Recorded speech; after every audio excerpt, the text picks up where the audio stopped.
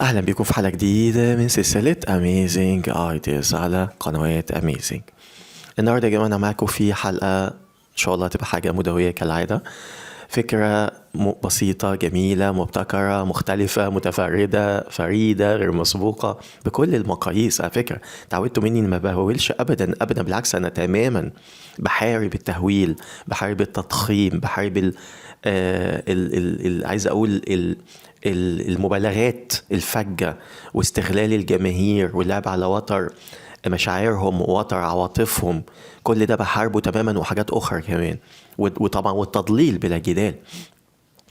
كويس. فمستحيل طبعا، الحمد لله احمد ربنا واشكر فضله، مستحيل تماما ان انا اتخذ من المفردات دي اي وسيلة في كلامي، في حلقاتي، في اثبات كلامي نهائيا. اذا تاني بكرر، الايام اثبتت واكدت مدى رفضي الكامل ومحاربتي الكاملة للمفردات البشعة والقذرة دي بلا جدال. فلما بقول فريدة متفردة خرافية غير مسبوقة، قيسوا حضراتكم بنفسكم وتأكدوا. أنا اديت لكم مثل بسيط ومقارنات بسيطة. الإعلام بيقول إيه؟ المقروء أو المسموع أو المرئي. يقول لك على فكرة بتاعت فينجر مثلا، على سبيل المثال، مش دي بس، على فكرة حاجات كتير جدا واتكلمت في الأمر ده. يقول لك ثورة كرة القدم، يقول لك نقلة مش عارف عاملة ازاي لكرة القدم، يقول لك فص. انا نفسي بستغرب هو ايه في يا جماعة؟ يعني مجرد فكرة تافهة جدا، بلاش تافهة انا اسف، بسيطة للغاية. انا نفسي عملتها، يعني انا نفسي ما كنتش عارف ان فينجر عاملها اقسم بالله، وعملتها وكنت بقول عليها ان هي حاجة عادية، يعني انا مش شايفها الخرافية. فما بالكم بقى فكرة الحافز الابداعي تبقى ايه حضرتك؟ إذا كانت حتة فكرة التسلل بكامل الجسد ولا بدون كامل الجسد، ولا طيب فكرة الحافز الإبداعي تبقى إيه؟ الفار ده يبقى إيه؟ هو مش أنا اللي عامل الفار، بس شوفوا الفار فرق خرافي قد إيه. الابتكار اللي أنا عامله الضربات الركنية اللي يعني تخلي الضربات الركنية دي في مكان تاني تماما. الفكرة المدوية اللي أنا عاملها للتسديدات. الفكرة المدوية اللي أنا عاملها للعب، حاجة اسمها اللعب السلبي واللعب الإيجابي. تماما. كل الافكار، يعني اعمل حاجات خرافيه يا جماعه، دي بقى اللي اتقال عليها خرافيه بمعنى الكلمه، وتخلي كره القدم في مكان تاني تماما. حكايه فكره منطقتين الجزاء، فكره الحكم حكم منطقه الجزاء على سبيل المثال. افكار ابتكارات تطويرات حلول، لا 300 عدد 360 دلوقتي. فيعني المهم مش عايز اطول، المهم ندخل بقى على حاجه بسيطة جدا. أنا هو بقول لك حاجة بسيطة وبديهية، بس ليها فوائد رائعة، ليها مميزات فوق الوصف. بتتلعب دلوقتي ده كأس أفريقيا.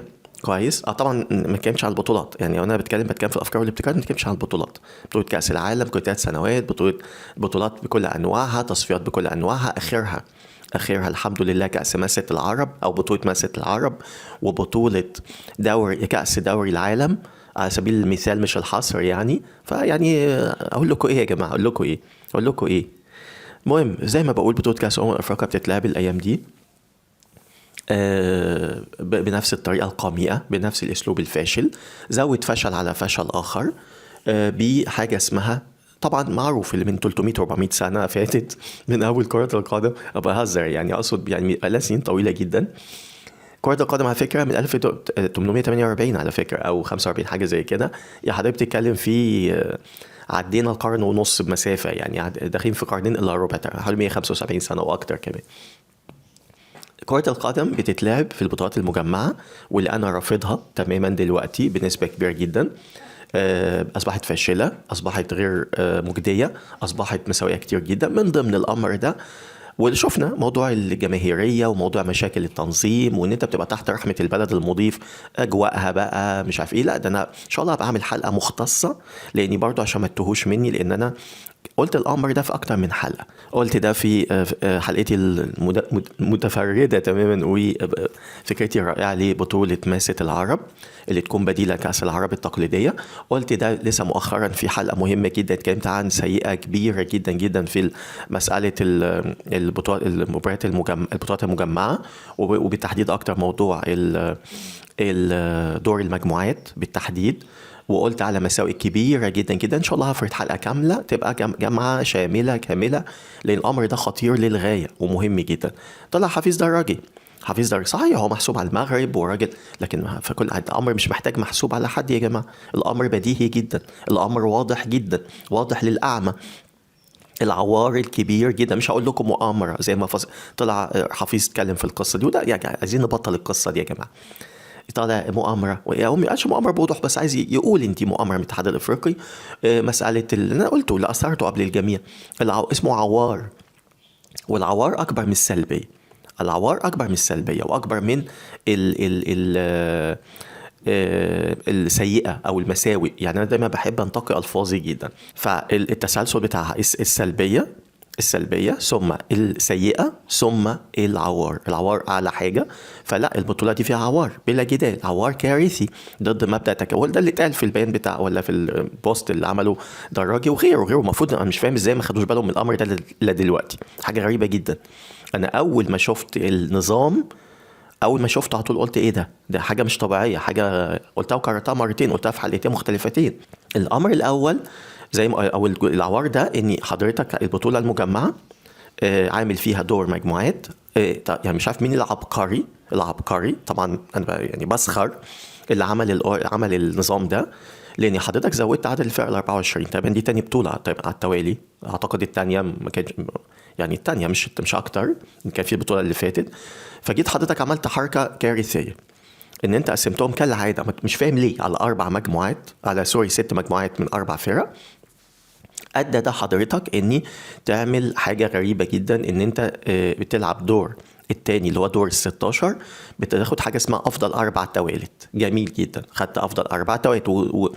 وعلى فكره ظهر في احد المواقع، موقع كوره، طلع المحرر قال لك حاجه يدل يا جماعه الناس دي، والله انا مش عارف اقول لك ايه، يعني يدل ان في قصور نظر وقصور فهم وفي قصور.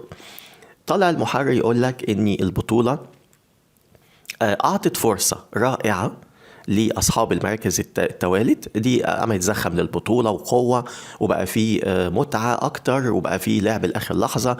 يعني طبعا ده غير صحيح نهائي. حضرتك اتفرجت على الدور الاول؟ اتحداك طلع لي كام مباراه ممتعه، كام مباراه قويه، كام مباراه فيها نديه بمعنى الكلمه. سيبنا من النتائج، انا بتكلم في المردود يا فندم. ما هي فرحتي فريق مهاجم غالبيه المباراه كويس، وفي الاخر فاز 1-0، ماشي. بس انا بتفرج على ايه؟ بتفرج على ماتش ملاكمه، واحد زانق واحد في كورنر والتاني فقط بيدافع، وده عمال يدب فيه. ايه المتعه في ده؟ المتعه فيه ان يبقى فيه سجال، في قوه. يعني كله دلوقتي طلع يتكلم على المباراه، كله قال لك ان اجمل مباراه الكاميرون وساحل العاج. طيب بتفرج عليها، شوف احصائيات، هتلاقيني هجمه هنا، خطوره هنا، قوه هنا، اثاره هنا، متعه هنا، ده بيصد هنا، ده بيصد. يمكن ساحل كان افضل نسبيا، لكن العمليه متقاربه بنسبه كبيره جدا. تاني افضل مباراه انا شفتها كانت السنغال وكونغو الديمقراطيه. طيب هات لي اي مباراه تانية كانت ممتعه، اتحدى، حتى لو كانت على الورق الاول ممتعه. لو عديت في كل الدور الاول ده، وحتى بالمباريات اللي هتلعب النهارده، ال4 مباريات اللي فاضلين، اتحدى ان انت لو عديتها ما طلعش عدد يضاهي صوابع اليد الواحده. فتتكلموا في ايه يا جماعه؟ بتتكلموا في ايه؟ وده اللي انا قلته واثرته واكدته وتوقعته قبل الجميع.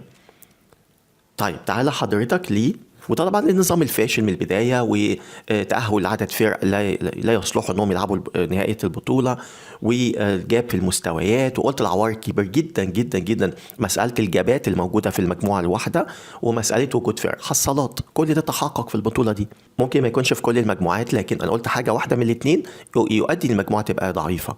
الاثنين اتوجدوا، او تبقى متوسطه، اقل متوسطه، اتوجدوا تبقى المجموعه ضعيفه. ده اتوجد في مجموعات، واتوجد واحده منهم في مجموعات. وده في حد ذاته على فكره عوار اخر، لان هنا مفيش مبدا تكافؤ الفرص. النظام المجموعه نفسه سيء جدا. طيب تعالى حضرتك ابسط حاجه، تعالى بقى للكارثه الكبرى. فرقتين دلوقتي، تخيل، حتى قال لك المعلقين قال لك ان في فرق بتلعب على التاني حاجه اسمها المسارات يا فندم. عملت حضرتك المسار كامل لحد نهايه البطوله. ادى ده ايه بقى يا فندم؟ ادى ده ان الفرق بقت تبص انا هلاعب مين قبل ما يكون اوريدي تاهل. فهلاعب مين دي بدأ يلعب على أساس ده، بدأ يأدي على أساس ده، بدأ يخلي فرقته تلعب على الأساس ده. أصبحت مباريات كأنها موجهة، مباريات كأنها سيناريو مرسوم، أصبحت كأنها بتلعب لهدف معين أو لغاية، مش هدف، لغاية. والغاية دي ممكن جدا تكون مش بالشكل الأمثل. يعني ممكن جدا فرقه تقول لك لا اطلع التاني احسن لي لاني هلاقابل مسار افضل. ايه العك ده؟ ايه العك ده؟ طبعا خطأ فادح. كان لازم انت تتفاجئ الدور يبقى كل دور بدوره، ده الطبيعي، وما يتعملش الا بعد نهايه كل دور. تعالى بقى المصيبه الاكبر، حكايه حضرتك لما عملت المجموعات 4 مجموعات، الاول يلعب التوالت، وطبعا حدث ولا حرج. بص حضرتك الفرق الشاسع، وانا اكدها لكم بالادله. شوف الفرق الشاسع ما بين التاني والتالت، ادخل على حلقتي وشوف وتاكد. شوف الفرق الشاسع بين التاني والتالت، التواني والتوالت. مش هقولك التواني والروابع، مش هقولك الاول والرابع، مش هقولك الاول والتالت، التاني والتالت يا فندم. شوف الفرق قد عامل ازاي. اديك شفت البطوله وشفت المستويات، وده ياكد كلامي عن الحاجه اسمها الجابات او المسافات بين الفرق، او الجزر، انا سميتها الجزر المنعزله او شبه منعزله حسب. طيب تمام. طيب تفاجأ حضرتك ان 4 فرق هتتكافئ في المركز الاولى، هتلعب توالت، مباراة شبه محسومة ما كانتش محسومة فعلا. تيجي في الاخر تلاقي مجموعتين التوالت يلعبوا التواني، والتواني احنا قلنا اقوياء بلا جدال او قريبين جدا، وفرق شاسع بينهم وبين توالت حتى مجموعاتهم. طب اشمعنى؟ فالجزائر اتظلمت جدا هي والفريق الاخر اللي معها بوركينا فاسو، اي واحد فيهم يطلع اول، واتظلم جدا ساحل العاج والكاميرون، اي واحد فيهم يطلع اول. طبعا في الاغلب يبقى الجزائر وساحل العاج، وعندهم بعد كده كمان مسار سيء وصعب. انا مش عارف مين العبقري اللي عمل ده. طيب ابسط بقى الدنيا كلها. حد يقول لي طب ما فيش حلول، طب نعمل ايه؟ لا في حلول، وعملت لكم حلول، وعملت لكم حاجات رائعه جدا، وعملت لكم مسارات من افضل ما يمكن، وبطولات من انظمه من افضل ما يمكن، حاجات مثاليه وحاجات فيها اثاره ومتعه في كل مباراه، في كل مباراه وفي كل ثانيه كمان. وقلت إن لازم يطبق ابتكاري حافز الإبداع، لازم يطبق حافز الإبداع ابتكاري الخرافي المذهل اللي يمنع تماما أي تدليس، أي لعب غير نظيف. ما فيش حاجه اسمها تلعب بالبدلاء او تلعب بصف تاني، تلعب لاخر لحظه ما تبقاش عارف انت تاهلت ولا ما تاهلتش، تلعب طبعا تمنع تماما اي نوع من الشبهات على تواطؤ، على مش عارف ايه، على اتفاقات. كل ده انتهى لانك كل واحد بيخدم نفسه، كل فريق بيخدم نفسه، وما بتبقاش عارف لاخر الدور او اخر كل دور انت نقاط، حاجه اسمها نقاط حافز الابداع او حافز الاداء الابداعي. خلصت. طيب فكره بسيطه جدا النهارده اللي يجري يا جماعه بطوله زي دي. ابسط حاجه، ايه المشكله يا جهبذه ان انا كنت عملت 4 مجموعات بدل 6؟ انا كان في الوضع الحالي ال 24 اللي انا رافضه تماما طبعا، لكن اوكي انا طبعا افضل عدد هو ال 16 اقصاه. طب اوكي، وكلمت كتير جدا قبل كده، ما علينا. المهم 24 الوضع الحالي ده عشان تعرفوا بس ان حتى ابتكاراتي وافكاري وتطويراتي وحلولي بتفي بالغرض حتى للواقع الحالي او الواقع السيء كمان، بعدله لكم واخليه واقع افضل ما يمكن او شيء افضل ما يمكن. فببساطه 24 بدل ما اعمل 6 مجموعات من 4، هعمل 4 مجموعات من 6. 4 مجموعات من 6 دي هتفي ليها اولا هتمنع العوار البشع اللي حصل، هتطلع لك حضرتك افضل 4 فرق، افضل 4 فرق اوتوماتيك هم اللي يتأهلوا للادوار التانية. بقيت الاربعة ماشية الامر بشكل رائع جدا. اول 4 من 6 من كل مجموعة اصبح عندي 4 متساويين، تلعب الحكاية بشكل رائع جدا ابسط ما يمكن. ممكن تلعب اول مع رابع، تاني مع تالت في كل مجموعة. بقت جميلة جميلة جميلة وحاجة من أروع ما يمكن، وفيها بساطة وفيها فير كامل، النزاهة الكاملة، العدالة الكاملة، المساواة الكاملة بلا جدال.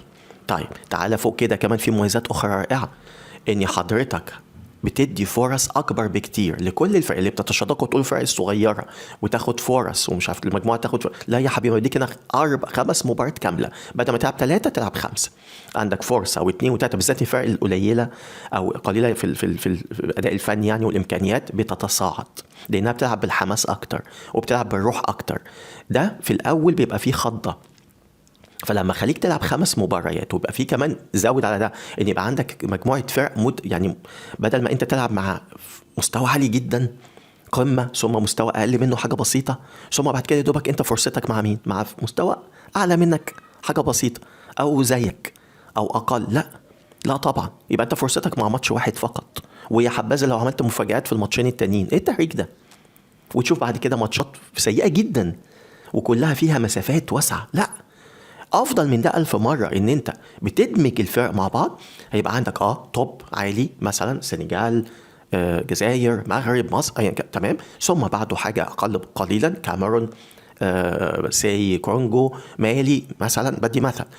ثم تحت هتلاقي فيه تحتها حاجة بسيطة زائد ان انت حضرتك بدل ما تلاقي في المجموعة سنغال ولا سنغال ولا جزائر ولا ساحل العاج ولا المغرب، لا ده انت هتلاقي سنغال ومعها مصر، هتلاقي مثلا المغرب معاها ساحل العاج، هتلاقي مثلا سي جزائر معاها كاميرون، هتلاقي فرقتين على الاقل من الفرق ما يسمى الفرق الأقوية بدل فرقة واحدة، فتبقى فيه ماتشات ديربي رائعة جدا رائعة جدا.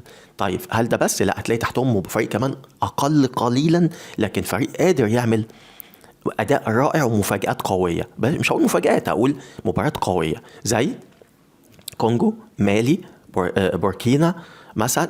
هتلاقي في ايه ليفل سي مثلا 10/10، تحته ليفل 9/10، تحته ليفل 8/10، ثم ليفل ممكن اقول 6/10، ثم ليفل 5، ثم ليفل كده. شفت التقارب عامل ازاي؟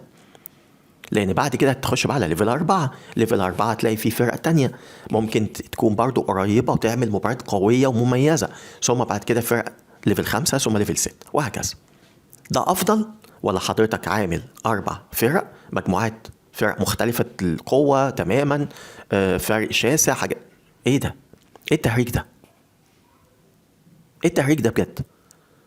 فعندك قوة للمجموعة، تقارب كبير جدا، متعة كبيرة جدا، مباريات كتير هتبقى رائعة، مباريات قريبة جدا من بعض في المستوى فرق يعني. عندك كمان 5 فرص بدل ما تكون 3 فرص فقط، عندك 5 فرص لكل الفرق. الفرق الصغيرة بتتصاعد زي ما قلت، بتدي أداء أفضل وأروع، وهكذا. ايه زائد كمان زي ما قلت تكافؤ فرص كامل، نزاهة كاملة. كل الفرق هتبقى انا عارف هلاعب مين، كله الاول بيلاعب رابع، التاني بيلاعب تالت، خلصت. بعد كده المسارات تكمل بطريقة برضو من اروع وانزه ما يمكن، سهلة وبسيطة وسلسة، ويبقى فيها قوة. زائد المجموعات نفسها قلت واكدت ان ليها طريقة ان ازاي القرعة تكون متساوية بشكل كبير جدا، ويبقى فيها نوع يعني تبقى فيها تقارب كبير جدا في المستويات. كل ده أكدته. فمش فاهم في ايه يا جماعة، في ايه الصعوبة في اللي أنا بقوله مع مميزات هائلة؟ ده أنا كل قلته مش كل مميزات، في مميزات تانية كمان، بس أنا ببسط الأمر. تمنع كل العوار اللي حاصل، تمنع السلبيات اللي حاصلة، تمنع الأخذ والرد، تمنع عدم وجود النزاهة، الشفافية، التكافؤ الفرص، كل ده. كل الحكاية ايه؟ بدل 4 مجموعات 6 مجموعات تبقى 4 مجموعات. حد يقول لي وقت البطولة، يا سلام، وانت ايه المشكلة لما مباراتين زيادة يزودوا لك، قول يا سيدي 5-6 ايام تاني قصاد المميزات الرائعة اللي انت هتجنيها. بدل ما البطولة مثلا يعني 28 يوم هتبقى 34 يوم. ايه الصعوبة في ده؟ 35 يوم. حاجة بتهزروا والله العظيم، بتهزروا ايه؟ دي كارثة. انا مش فاهم مين لازم يبقى فيه وقفة حقيقية، لازم يبقى فيه وقفة حقيقية.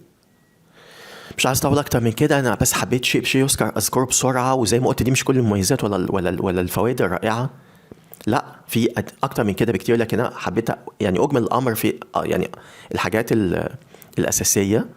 ده كل حاجه في فكره بسيطه رائعه مميزه مختلفه، تخلي البطوله دي مختلفه بشكل كبير جدا جدا جدا. حاجه اخيره قبل ما اختم يا جماعه، الناس الجهابزه اللي طالعه ما تتكلم وتقول لك مفيش فرقه ضعيفه، الفرق الضعيفه مش عارف ايه. الناس دي اما بص، هو ده بقت قمة التدليس يا قمة الجهل. سؤال، هو امتى اقول مفيش فرق ضعيفة؟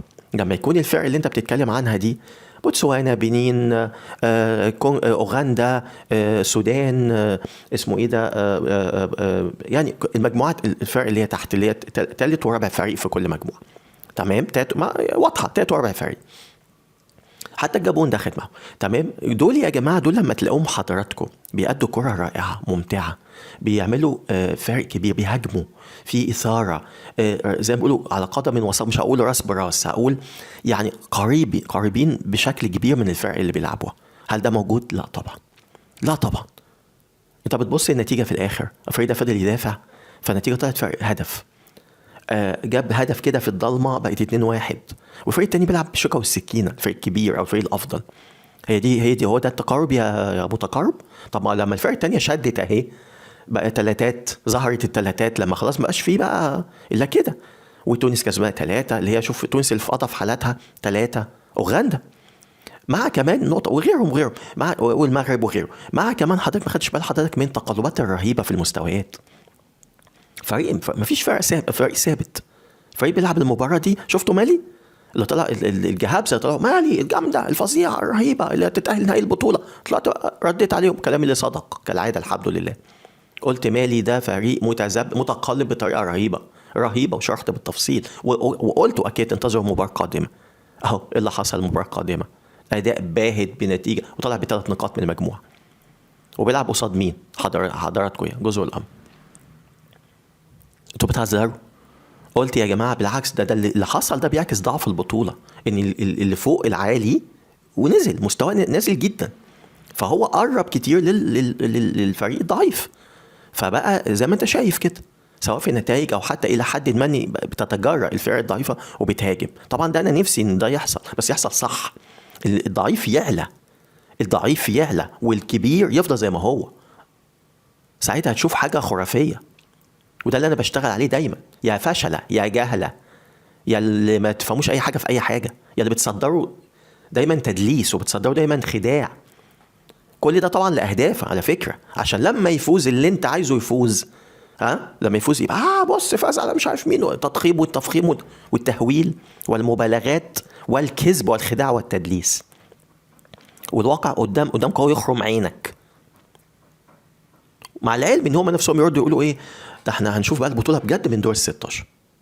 ده احنا وعلى فكرة ابدا مين قال دور 16 فيها مباريات برضو مش جيدة ابدا، على الاقل نص المباريات مش بالمستوى. يعني بطولة يا جماعة جنوس اكتر من نصها مباريات ليست على المستوى، لا تشاهد اصلا. مش هقولك ممتعة ولا غير ممتعة، دي بطولة بذمتكم يا اتحاد افريقيا يا جهابزة. بس العيب مش عليهم، العيب على ما يسمى الاعلام اللي بيمرر الأكاذيب والخداع والتدليس والجهل أيضا. حاجة كارثية والله، حاجة كارثية. كل أتمنى بقول لكم جربوا بقى أفكار وابتكارات وتطويرات البطولات، وشوفوا بقى الفرق الخرافي الشاسع الرهيب عشان تخزوا أو يتم خزيكم كالعادة. بس أتمنى إن ده أخد الفرصة الكافية ده. عموما ده كل حاجة، مش هستطول أكتر من كده، وأشوفكم على خير إن شاء الله في حلقات قادمة بإذن الله. وانتظروا في حلقات مذهلة في Amazing Sport على Amazing Media. لا مختلف متفرد غير مسبوق مش موجود في أي مكان، وأشوفكم على خير.